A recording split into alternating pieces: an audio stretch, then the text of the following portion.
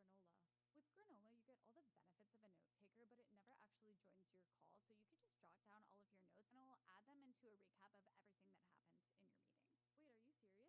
your meetings. Wait, are you serious? Yeah, let me show you.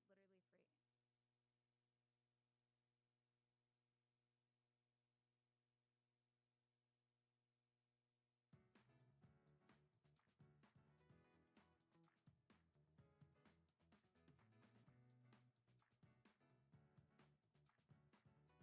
though. No, it's like literally free.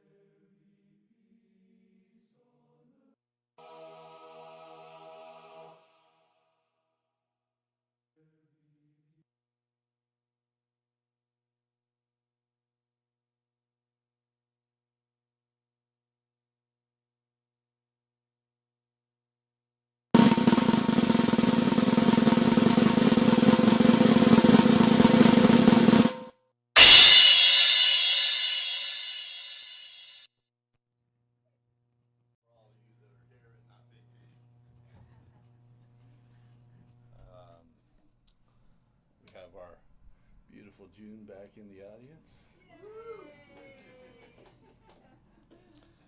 And she has agreed to celebrate her coming by doing our reading today. Let's see, Dawn came for a minute and she's not feeling real good, so she bowed out and went home. So send a little extra prayer for her. Kim is up in Ouray, Colorado, which is dealing with their own set of big fires, so let's pray for Colorado and everyone else that seems to be on fire while we celebrate this beautiful day. And with that being said, let's stand up and sing My Soul is Welcome Here.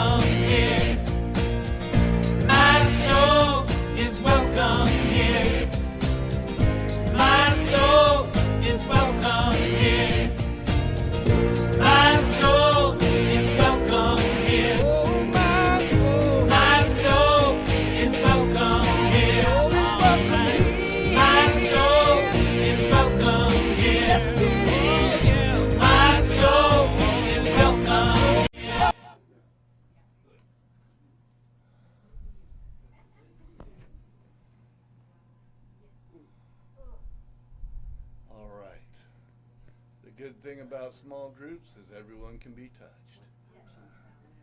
All right, we welcome up our beautiful, reconstructed, bionic woman. practitioner, June Sharp. Hey, I'm back. It feels so good.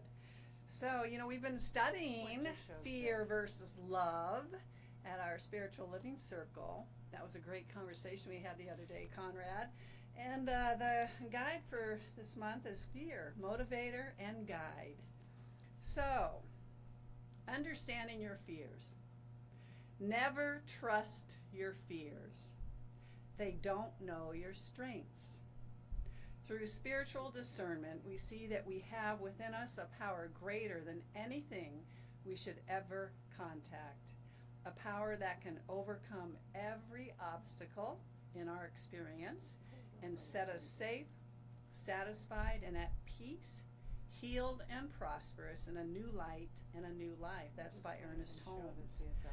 So imagine you called your fears into being so that you may engage with them, understand them, and then integrate the aspect of yourself that faced and understood your fear into a new self.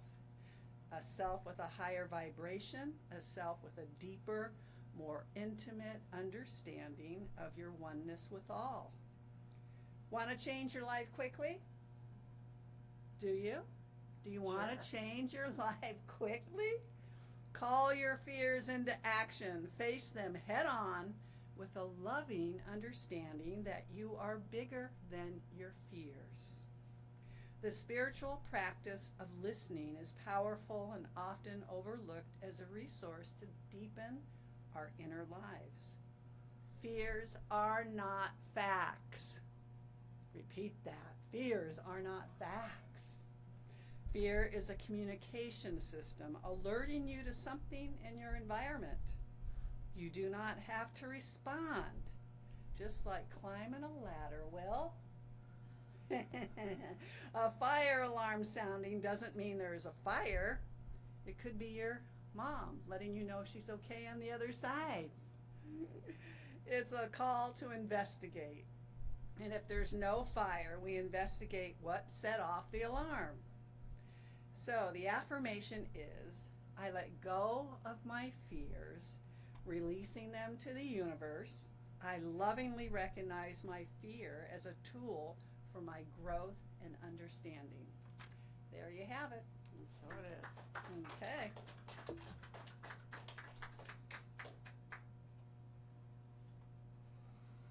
Didn't miss a beat. All right. Let us go into I am love, I am light, and from there, opening invocation.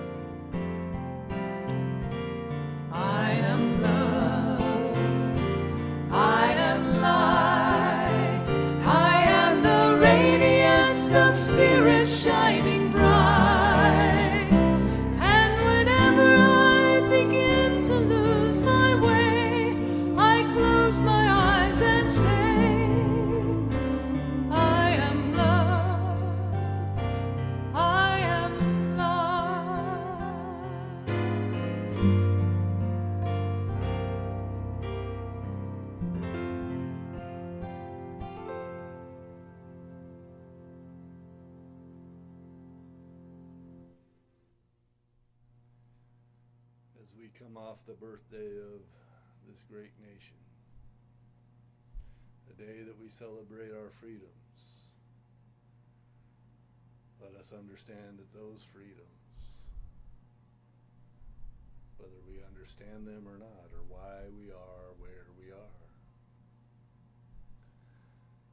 So allow us to take this freedom of choice, this freedom of thought, and build a life in which we are happy, in which we strive to make those around us happy, and help those who need to be helped. Let us celebrate those who have passed, and celebrate those who are coming up. So many reasons to be thankful, and we have the freedom of choice to allow that gratitude to flow in every manner. When we have a perceived problem, instead of looking at it as a problem, we look at it as a lesson, as an opportunity to grow and expand, to change. So let us move forward into this beautiful, glorious day with the mindset, the heart set, that this life is designed for us to make choices, choices that create heaven on earth, right here, right now. So as we step forward into the day, we release this truth into action by simply saying together, and so it is.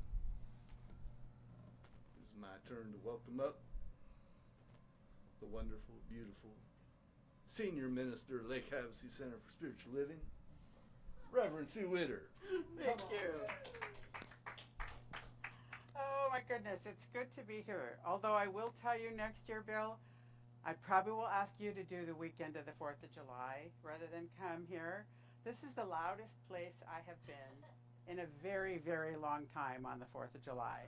At 12:45 this morning, a neighbor, and I said this to Bill earlier, I'm stunned that we legally allow some people with no training to go legally. Yeah. Well, on the reservation they can go and get them legally. The kind of rocket things that are like you usually would go and see at a professional fireworks show. Mortars. They were blowing off around my house all night last night. And at 12:45 this morning, I came very close to running out into the backyard going, "Stop it!" But I didn't. I managed to control myself. But my poor little dog, I have a new little dog, and he's frightened of everything anyway. And he just lost his little mind. God love him. And so the vet had, because I expected this to happen, the vet gave me some meds, and that didn't even touch it. So probably won't try this next year unless he's doing much better. Well, and me too. Anyway, it was amazing. The whole house, like the windows shook, which meant, and you could see the smoke going from it. It's like at 12:45 in the morning. What were you thinking? But anyway, enough bitching for me. Sorry about that. I'm sure that's not the best word to say, but sorry about that. There you go. That's right. Well, it's 12:45, so it's already the 5th. But anyway, so today in July, I generally enjoy looking at the concept of freedom and what it means and what it doesn't mean, and what we do to create an environment that allows us to have more freedom. And I will say that I think two of the most extraordinary words in the English language when put together are either I declare or I decide. Both, the declare or decide can be interchangeable. But on the 2nd of July in 1776, the U.S. Congress at the time voted to dissolve the connection with Great Britain and declared that we would be a free and independent set of states. We set the intention. That's the really important part. We set the intention. And then on the 4th of July, there was a declaration where they adopted this notion of independence. But we had to first state what we wanted. And before we could state what we wanted, we had to know what we wanted. And so for me, this is a time whenever I look at freedom, I always think about the importance of those two words. I decide. I decide. I decide. And it's very easy. I talked about this a couple weeks ago when I was here, to get kind of confused on what's my job and what's God's job and what's my business, God's business, and your business. And it's sometimes with I decide and I declare, it's a little confusing when I want to get your business and God's business confused with my business. I'm pretty good at that. But anyway, so this year, not only are we celebrating the independence, but the fact that it was done 250 years ago. And that's pretty amazing, because democracies come and go around the world. They have various strengths and powers, and have a lot of instability even in the democracy. And to have this in our world for 250 years is really something to be grateful for. It really is. So there's a little book which I found fascinating. It's a book by a man named Walter Isaacson. And I didn't buy it. You can get it, I think you can get it on Amazon in Kindle for free, or for like $1 or something. But it's called The Greatest Sentence Ever Written. And in it, he talks about some of the logistics that went with creating the Declaration of Independence. And that things like, we hold these truths to be sacred. They have copies of written documents where they've scratched things out and before they came up with the final version. And I think it was Jefferson who said, no, sacred's not right. And, just the whole process of looking with what, and endowed by our Creator, there was a lot of words that came with that particular choice. And it became what he considers to be the greatest sentence ever crafted by human hand.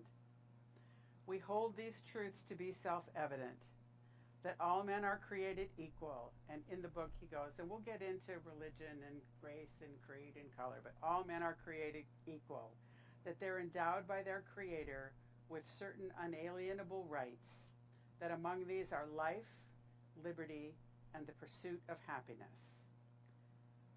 And on the 250th anniversary, I think that these are words that really bear a time of contemplation. Because one of the things, Thomas Jefferson was a very advanced thinker in many, many ways. And he looked at this Declaration of Independence as a social contract that we were making with each other and with our Creator. And so it's important to look at the words we choose and how powerful they can be, because it makes a big difference. So Ernest Holmes says, the divine plan is one of freedom. Bondage is not God ordained. Freedom is the birthright of every living soul. All instinctively feel this. The truth points to freedom under law, and that's not like man-made law, that's the spiritual principles and laws. The truth points to freedom under law. Thus, the inherent nature of man is forever seeking to express itself in terms of freedom. We shall do well to listen to this inner voice, for it tells us of a life wonderful in its scope, of a love beyond our fondest dreams, of a freedom that our soul craves. And he goes on in the textbook to say, I no longer entertain the thought of bondage. I am no longer influenced by the belief that there is or can be any life or action apart from God. I do not struggle. I feel my freedom flow from within me. It is complete and perfect and flowing now. I'm thrilled with the almighty force of the universe as it courses through every part of me. It quickens every part of me into a newness of life and action. I am the power of God within me, and I am free. It is always in us to be free. So I love the dictionary. I'm just a total geek when it comes to things like this. But freedom and free is defined as not determined by anything beyond its own nature or being, choosing or capable of choosing for itself. And freedom is generally having the ability to act or change without constraint. A person has the freedom to do things that will not, in theory or in practice, be prevented in the in the concentration camps in World War II, also there, my brain just left. I didn't write it down. I didn't write his name in my notes because I knew it. Yeah. He said, Viktor Frankl, probably, unimaginable horror that how you choose to respond and what thoughts you choose to hold around you is where true freedom comes. So if you look at the circumstances that brought about the freedom of this country, it's looking at basically, it's a real good pattern for our own personal lives. Why did we choose to have a declaration? Why did we choose what we chose? Well, we chose because we weren't happy. We weren't happy with the king. It was a time when England was busy colonizing the world. All over. India was colonized. I mean, they were on their little Sherman's March to the sea to colonize the world, and we were a part of that. And the people here were dissatisfied. Now, they looked at it as things like taxes and other things, but really underneath it all, there was just a general dissatisfaction with the conditions of life. And if you think about what prompts us to make a new choice, that's what it generally is.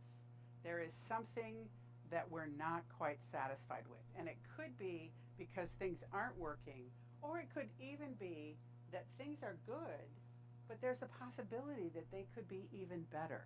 That there is a differentness, that there is a tugging at our soul to keep moving, to keep growing, to keep changing.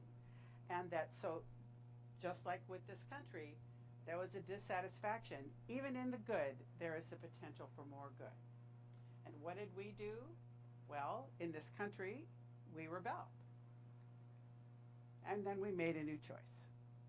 And we were willing to commit to that choice. Hence the Revolutionary War, because the Brits didn't go down without a fight, but it was still a choice and then a commitment to that choice, which is so essential. But the real important part for me is, well, why could we do that? Because we said so.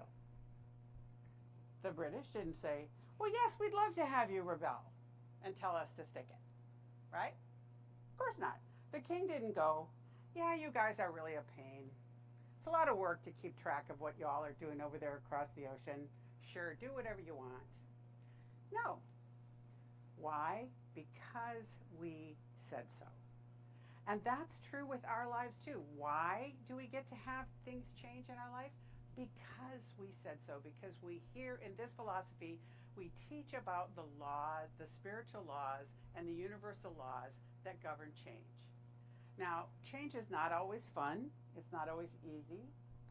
Sometimes it is, but it's something that requires our commitment and our effort. So I declare, or I decide, only we can make that choice. I would love to be able to tell you that I could make that choice for other people. So when I go back to my business, your business, and God's business, my job, your job, God's job, I can make a choice for me. I don't get to make your choices, and I don't know about you, but I really get distressed by that sometimes. I just wish the people in my life, I just wish I could make their choices and they would listen. And rarely do they. Because really the only choice, the only place where I have power is my decision about my life. My brother used to give me a hard time because I was forever trying to tell him what to do. If he was still alive, I would probably still be trying to tell him what to do. But he used to joke with me and say my life would just be different if I did what you wanted. Not better, just different. And that is something then that I have to remind myself. My choices are mine, only mine. I can choose to be influenced by the people around me. I can choose to be influenced by my culture. I can choose to be unconscious about some of my choices and just let the flow of what the law of averages take place. But it's a choice. Conscious or un, it's still a choice. And I used to really hate it when I would have people remind me that no decision is a decision. No action is as much of an action, as illogical as that sounds. So it's really about conscious, awake, and aware choice.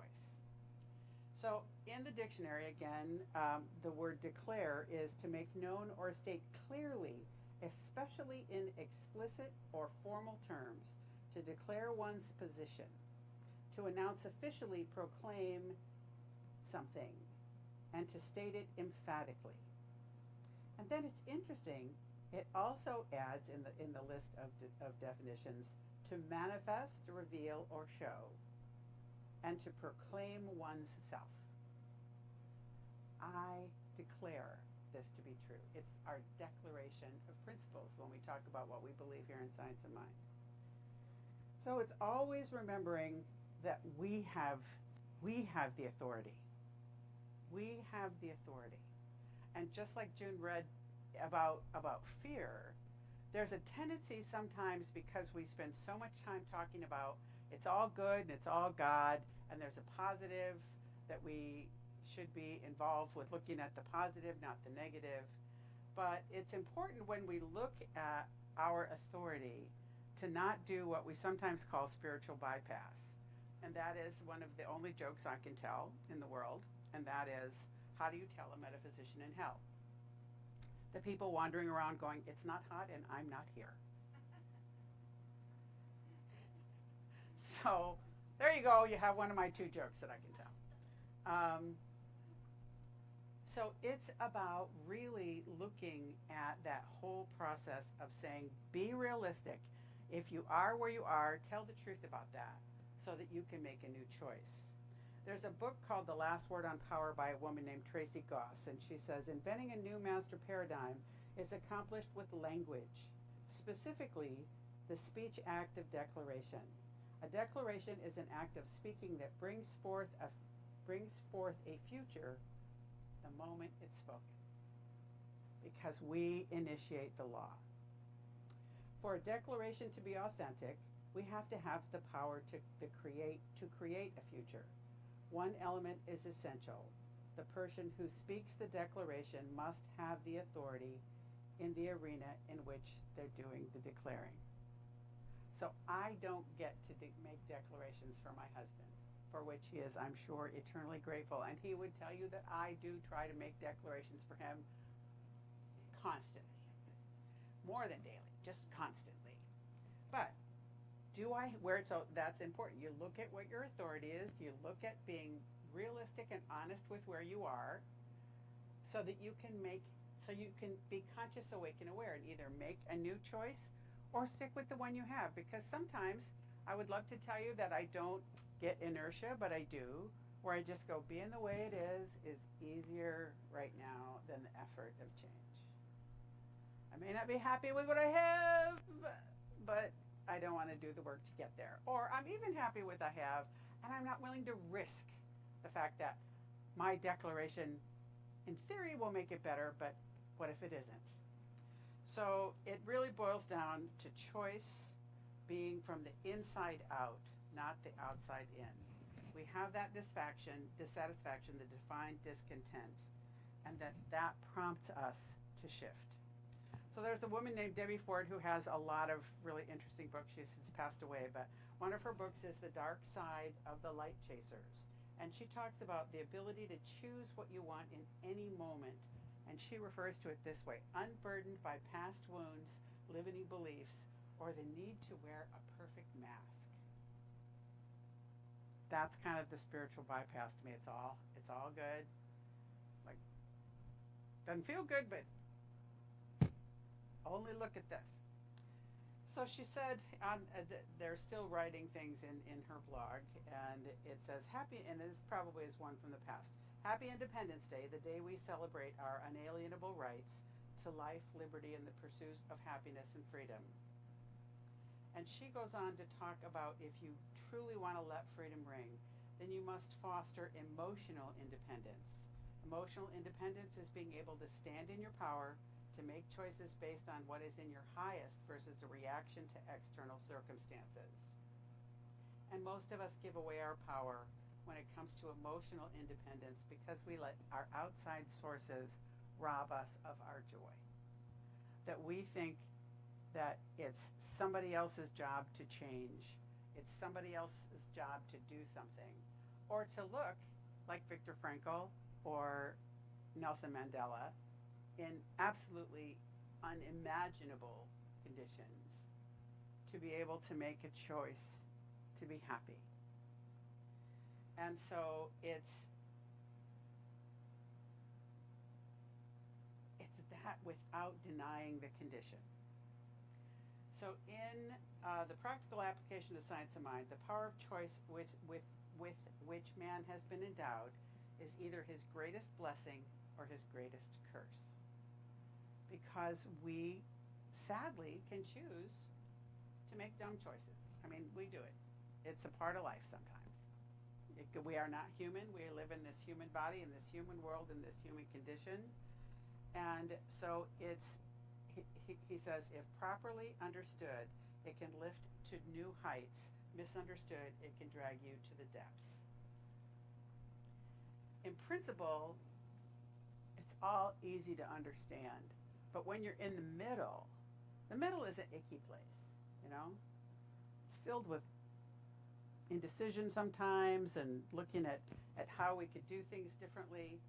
But it's about having the belief that my choice now in this moment will impact what happens down the road. And if I don't like what is present in this moment, and it falls within the realm of my capacity to make a difference, then the choice I make today will override the choices I made in the past. Because the universe is always choosing now. So the choice we make today, even if the conditions have caused our dissatisfaction, we can make a new choice. And so it's about looking at choices differently. It's having a different level of value or judgment on them, because we have a tendency to go, it's good, it's bad, it should or it shouldn't, it's right or it's wrong. And that's a part of human nature. I mean, that's a part of the decision-making process. It's a part of how our brain is hardwired. But what if we could learn to look at a different choice? And it's one that I've been working on a lot lately. And that is to be able to just say, so I learned this in my very first Science of Mind 1 class 40 years ago. Isn't that interesting? Isn't that interesting? That rather than looking at it as good or bad, right or wrong, up or down, should or shouldn't, to just go, well, isn't that interesting? Because interesting is a word that can have good connotations, it can have bad connotations. It's kind of it's a very mushy word in that regard, right? It could be anything. So to be able to say, isn't that interesting? And then the only question I keep asking myself lately is, do I like the outcome of this choice? Not is it good or bad, but do I like the outcome? If I do, keep doing it. If I don't, make a new choice. If it's kind of in the middle, then just keep doing it. But I will never forget the first Roots class I took, and they talked about the works of Thomas Troward, who was a judge in India when Britain was busy colonizing the world. And he has a whole lot of books of writings that influenced Ernest Holmes significantly. And one of the things that he talked about was the law of averages. And that was a huge impact for me, because when in this philosophy, when I was just starting to study it, I thought, I just don't buy that everything is our choice. That we're not impacted by things outside of us. Because I don't believe anybody chooses to be beaten or raped or robbed or attacked in some level, or to go bankrupt, or to get divorced. I mean, I don't know anybody who on their wedding day says, I think divorce is going to be the outcome here. They may unconsciously, who knows, but it's not a, it's not a conscious thing that we do. So it was very hard for me to believe that some of the bad things that happened were our choice. What woman would choose to get cancer, breast cancer? I don't know one. Not high on most people's lists of things to do. And so I couldn't resolve how that worked. And one of the most destructive things back then you heard a lot, and that is, why are you creating this? Why are you creating this? And it was to the point where I wouldn't come to church if I had the sniffles, because there would be people who would just be really bold and get right up in your face and go, why are you creating this cold? My response is always, if I hit you in the face, why would you create that? So it's about learning to look at our choices without judgment. But then in Troward's work, he said, if we aren't making conscious, awake, and aware choices, if we aren't aware of what we're thinking, if we aren't aware of what we're doing, if we're not conscious of the outcomes and the consequences of our choices, then we just float along in the sea of the collective consciousness. We float along in the flotsam and jetsam that exists in our, and I would love to say that right now is the only time in our world that we've had a lot of flotsam and jetsam in the race consciousness, but we always have. If you look at history, there has always been a lot of muck. But when we're conscious, awake, and aware, Holmes talked about even 51% above the average, the median, that we begin to rise above, and higher thoughts have more power than lower thoughts. And that matters. And if we aren't making conscious, awake, and aware choices, then we are simply victims of the law of averages. So then it becomes, if I'm not making conscious, awake, and aware choices to take care of my body, if I'm not making conscious, awake, and aware choices to do whatever it is that I want to do, then we fall into that flow of the race consciousness. Well, X percentage of people will get married, X percentage of people will get divorced, X percentage of people will make $1 million, X percent will go bankrupt, X percent will get cancer, X percent will, whatever it may be. It's just, we fall into the law of averages. And so when I do practitioner work with people who are ill and are having to step up for treatment or choosing to step up for treatment of various kinds, I will say, it's like, well, most doctors, we want to know what are my chances, what are my odds, and then it either makes us happy or freaks us out, whatever it may be. But what I say is, even if it's 5%, someone, somewhere, somehow became a part of that 5%. Somebody was. Why not me? I can choose to go, oh my God, it's 95% that it won't work. Well, somewhere there are 5% of the people who had it work out. I am going to work on consciously choosing that every time I get caught up in the fear of what might go wrong. So it's about the freedom to look at it without judgment. What questions are you willing to ask yourself? What do you want to declare for your life? What freedoms in your life are you willing to celebrate this month? Are there areas of your life where you'd like more freedom? What would that look like? Really allow yourself to feel it, to kind of like, the analogy that I use in my mind is like a tea bag. And they even have tea bags now that will work in cold or tepid water. It doesn't even have to be hot water. I have some tea bags at home right now to make iced tea with, and you just throw them in water and they will steep. And you leave them sit there and it steeps, and it goes from just plain water to good tea. The British will tell you the tea has to be a certain temperature before it becomes good tea, but we we broke off from the British anyway, so there you go. So it's to me, the steps are first, looking the discordant conditions in the face. Look at what's making us dissatisfied. And then saying, now, what do I consciously awake and aware want to choose? How do I want to feel? How do I want to be? How do I want to act? How do I want to have other people treat me? How do I want to treat the world? These are my choices. And then as things happen, to say, do I like the outcome? Yes, no, maybe, new choice. But more important than anything, we can always choose again, but what I'm going to ask you to really consider doing is be kind. Be kind to yourself.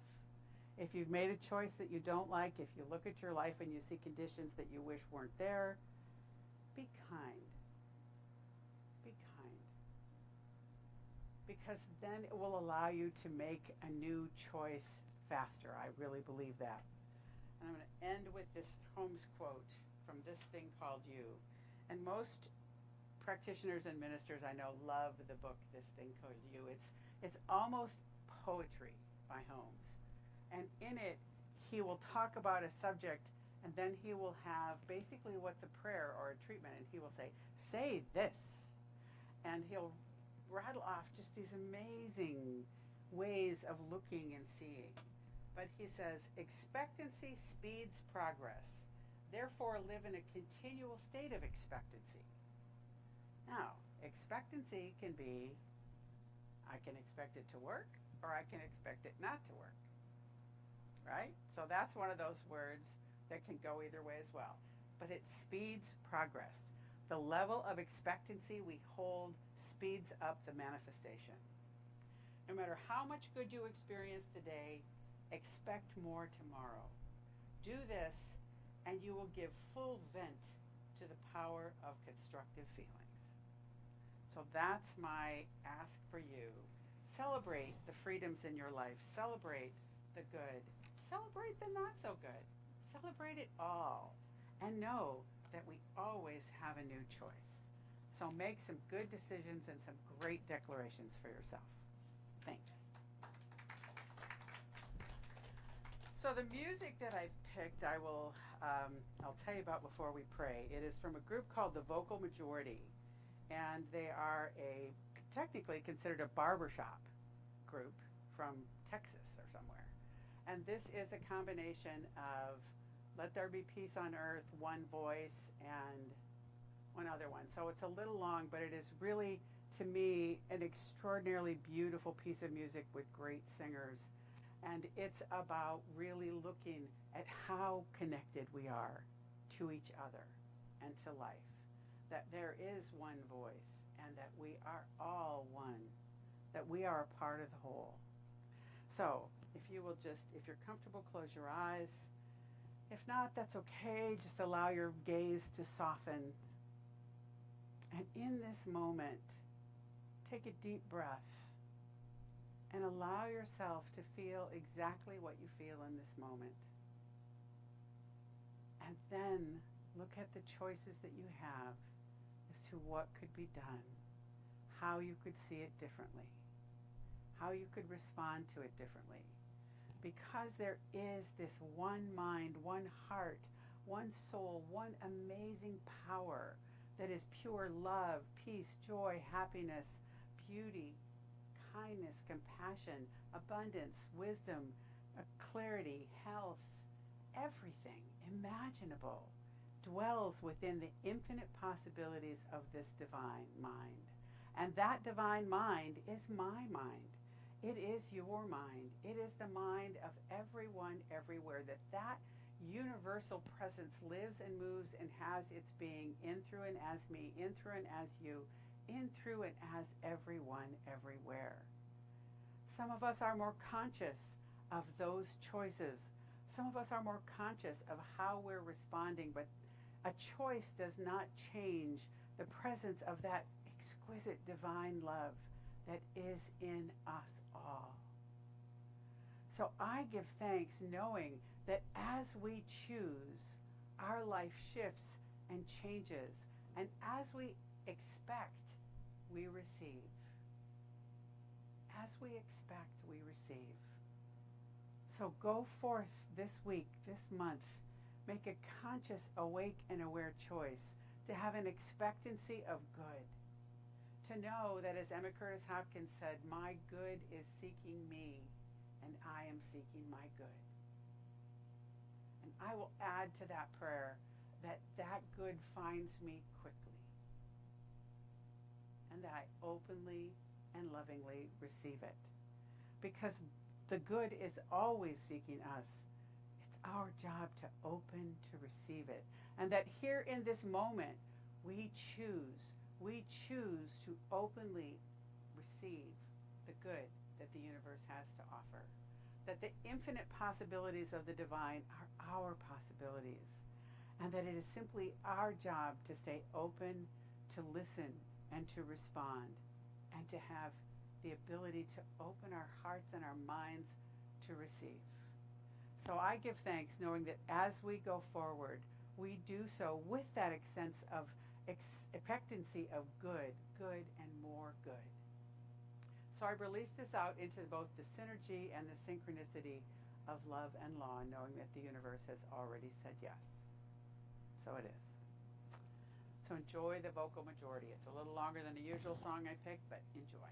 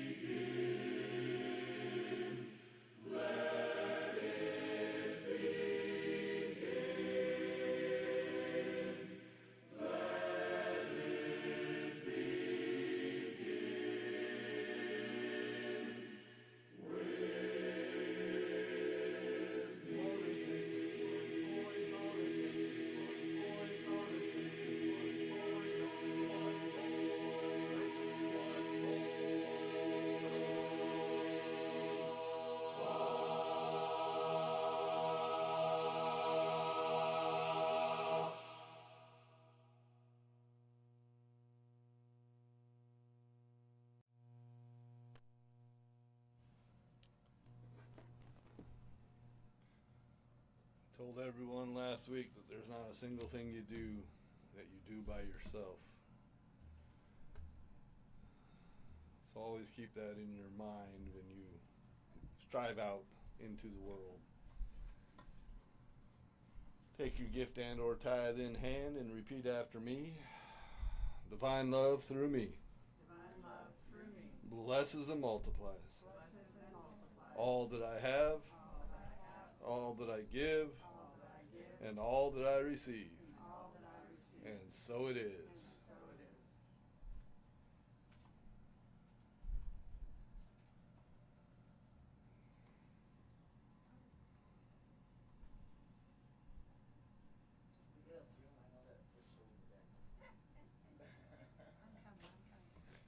We simply say thank you once again for the abundance of blessings that move in and through this center, back out into this community, this nation, and this world. And so it is.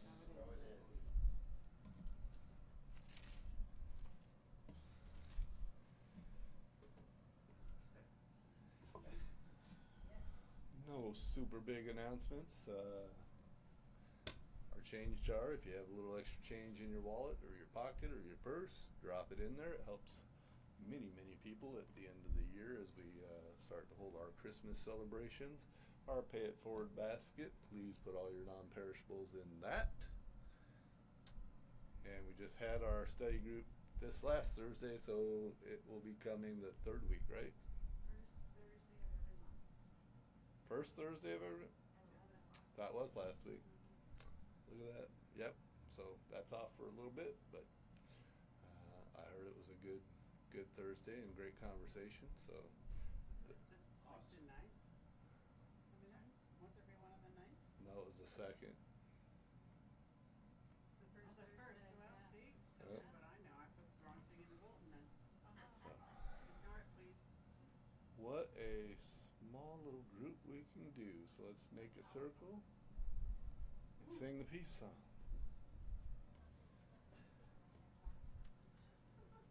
Yeah, we don't have to use that.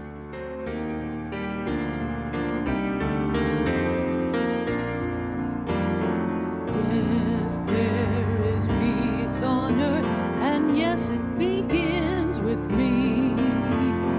Yes, there is peace on earth, the peace that was meant to be, with God as creator, family all are we.